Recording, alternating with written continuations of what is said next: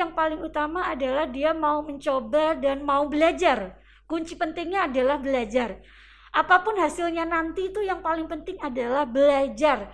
Nggak perlu nyerah dengan apa yang saat ini dia hadapi. Yang kedua adalah berdoa.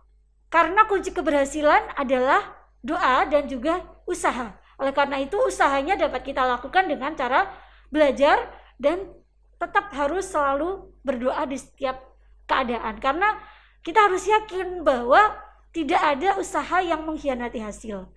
Tuh.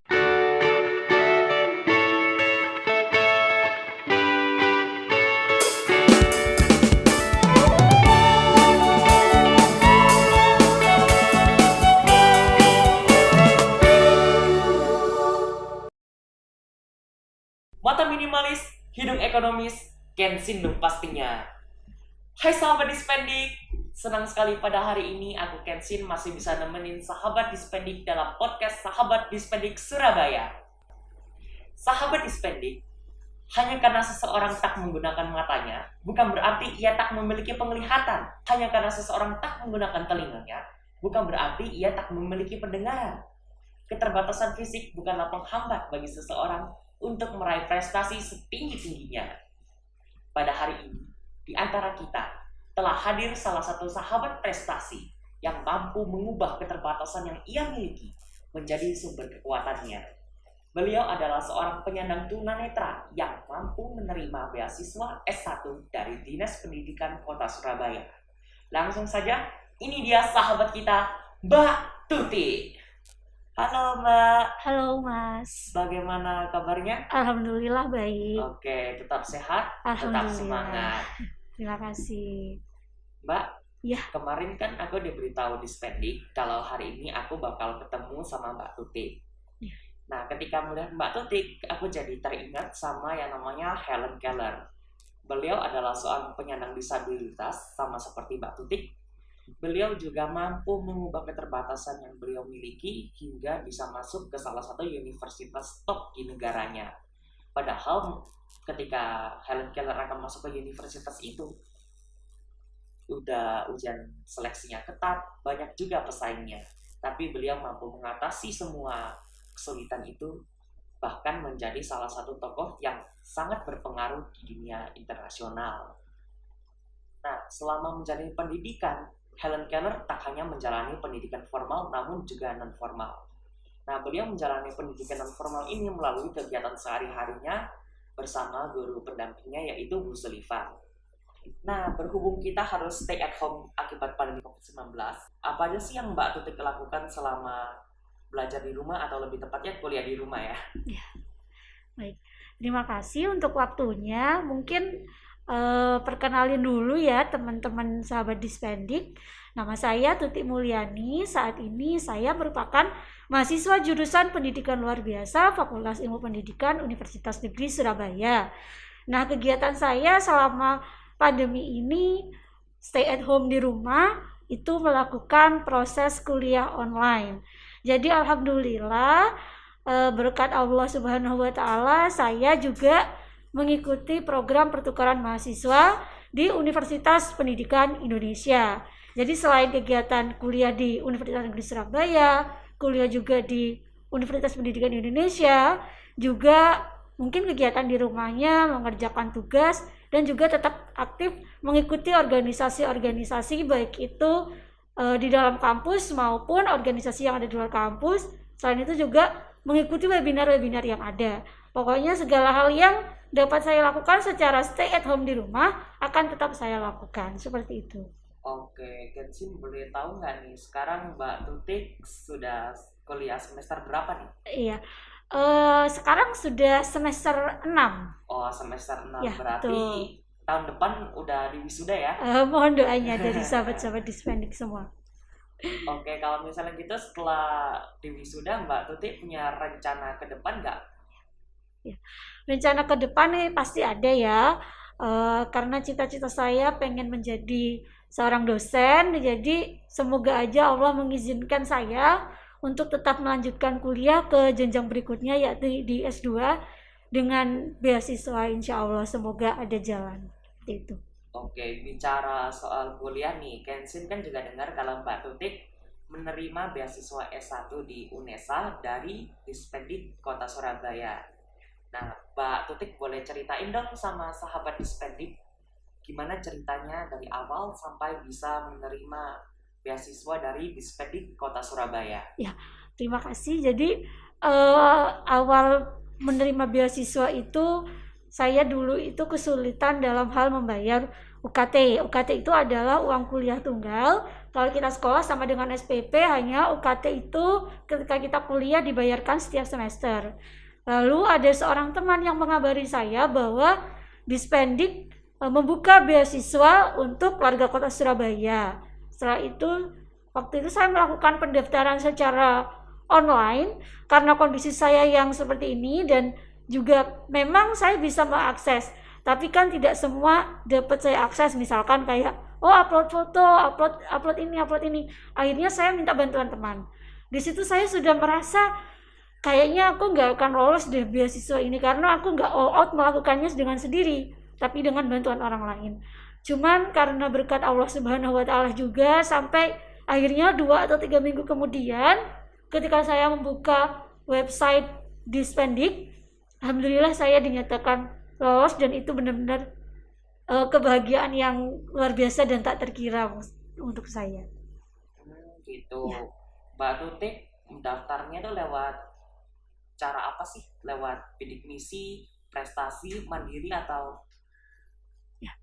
Kalau waktu kuliah, awal kali masuk kuliah, saya masuk melalui jalur seleksi penerimaan mahasiswa baru, jalur prestasi di UNESA.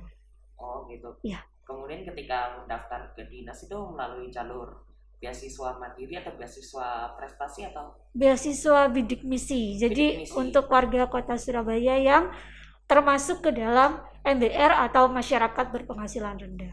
Oh begitu. Ya. Kalau misalnya Mbak Tutik sempat mendaftar lewat jalur prestasi juga nih, Mbak Tutik pasti punya banyak prestasi. Boleh ceritain dong sama sahabat Dispendik apa aja prestasinya Mbak Tutik? Ya. Beberapa prestasi yang saya punya diantaranya 2006 itu saya sempat menjadi juara di lomba Pildacil, pemilihan dai cilik setingkat kota Surabaya dan Gresik. Lalu dilanjut juga beberapa prestasi Pildacil juga di tingkat kota Surabaya. Lalu di 2007 alhamdulillah saya berhasil masuk ke salah satu stasiun TV nasional dalam acara kontes keluarga Dacil. Di situ alhamdulillah sampai 6 besar. Lalu setelah itu dilanjut 2011 saya mendapatkan juara 3 lomba OSN Matematika tingkat Provinsi Jawa Timur. Lalu 2012 dan 2013 juga pernah menyabet juara dalam bidang olahraga teman-teman disabilitas, yakni di bidang lari dan juga tenis meja, juara 2 baik itu bidang lari maupun bidang tenis meja. Lalu 2014 alhamdulillah dikasih kepercayaan lagi untuk ikut OSN di Provinsi Jawa Timur, alhamdulillah juara 1, di nasional waktu itu di Kota Mataram alhamdulillah harapan 1.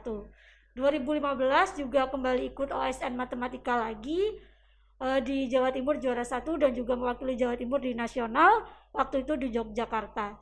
Lalu di 2016 sempat menjadi juara 3 dalam lomba Moco Geguritan se-Provinsi Jawa Timur.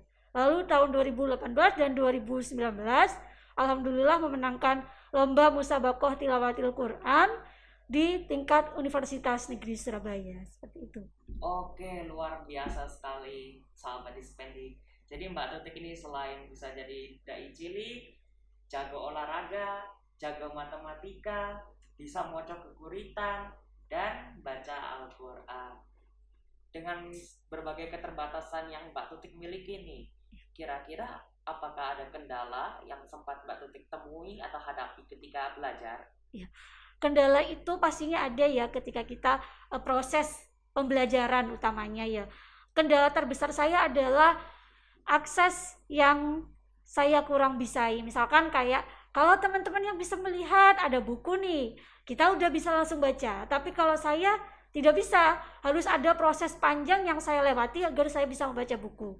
Lalu kalau misalkan saya lagi ujian nih misalnya, lalu ada gambar atau grafik yang tidak terbaca oleh laptop saya, maka saya harus mencari cara, gimana caranya ya saya ada yang membacakan.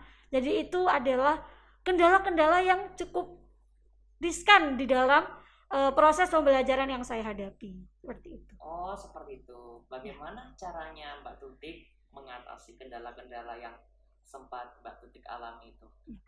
Cara mengatasi kalau misalkan saya yang pertama misalkan pengen baca buku, maka saya harus scan bukunya terlebih dahulu. Nah, untuk mengatasi gimana? Yang pasti saya harus bisa mengatur waktu, itu yang paling penting. Karena ketika kita bisa mengatur waktu, maka semuanya akan berjalan dengan baik. Manusia diberkati oleh Tuhan waktu yang sama, yaitu 24 jam per harinya, yang mana waktu 24 jam itu kembali lagi kepada manusianya. Dia bisa memanfaatkan ke hal-hal yang positif atau tidak. Jadi cara yang saya lakukan adalah saya harus mampu mengatur waktu. Mana waktu untuk belajar, waktu untuk kuliah, waktu untuk organisasi, waktu untuk scan buku dan menghadapi kesulitan-kesulitan atau kendala dalam proses pembelajaran saya dan lain sebagainya. Oke, kalau bicara tentang scan buku nih, ketika di scan itu apakah dikonversi menjadi huruf braille yang bisa dibaca penyandang tunanetra atau tidak? Jadi semua laptop yang kita punya, baik itu merek apapun, itu dapat ditambahkan satu buah aplikasi, namanya aplikasi JAWS atau NVDA. Jadi fungsinya aplikasi ini adalah untuk membacakan apapun yang ada di layar. Jadi kalau kalian bisa, misalkan ini lagi scan, nah itu kan biasanya akan berbentuk PDF, berbentuk Word, itu nanti akan dibacakan oleh laptopnya. Jadi tidak berubah menjadi huruf braille, tetap menjadi huruf biasa. Teman-teman yang bisa melihat juga bisa membaca, saya pun bisa membaca dengan menggunakan laptop yang sudah ada aplikasi tambahannya. Scanner betul. Dan aplikasi pembaca layar ya? Betul sekali. Oh gitu. Mbak Tutik, boleh bagi tips dan triknya nggak sama sahabat Dispendik yang menonton podcast ini supaya bisa mendapatkan beasiswa dan berprestasi seperti Mbak Tutik? Ya. Tips dan triksnya itu sebenarnya yang paling utama adalah dia mau mencoba dan mau belajar. Kunci pentingnya adalah belajar. Apapun hasilnya nanti itu yang paling penting adalah belajar. Nggak perlu nyerah dengan apa yang saat ini dia hadapi. Lalu tips yang kedua adalah berdoa. Karena kunci keberhasilan adalah doa dan juga usaha. Oleh karena itu usahanya dapat kita lakukan dengan cara belajar dan tetap harus selalu berdoa di setiap keadaan. Karena kita harus yakin bahwa tidak ada usaha yang mengkhianati hasil. Tuh. Jadi kuncinya adalah belajar apapun kondisinya. Insya Allah jalan itu akan terbuka dengan sendirinya kepada kita. Oke, sebagai akhir mungkin ada sepatah dua kata atau motivasi yang ingin disampaikan Mbak Tutik untuk sahabat Dispendik yang sedang menonton podcast ini secara virtual. Silakan Mbak Tutik. Terima kasih. Jadi motivasi yang ingin saya berikan kepada teman-teman adalah jangan pernah menyerah dengan apapun keadaan dan kondisi yang saat ini kita hadapi. Terus belajar, terus berjuang, terus berdoa, dan tetap yakin bahwa hal baik, hal manis akan menunggu kita di akhir proses yang kita hadapi. Ya, kira-kira seperti itu ya. Siap. Oke.